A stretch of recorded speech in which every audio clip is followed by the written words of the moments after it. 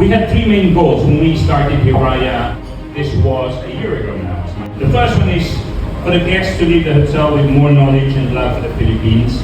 The second one is to help raise awareness on Filipino arts and culture through arts but also food. And thirdly, for Filipino artists to have a venue to showcase and share their craft.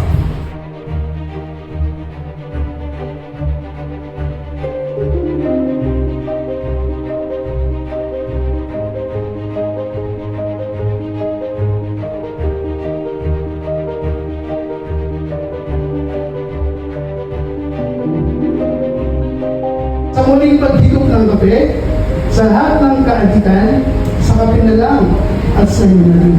Sana all. Ano po?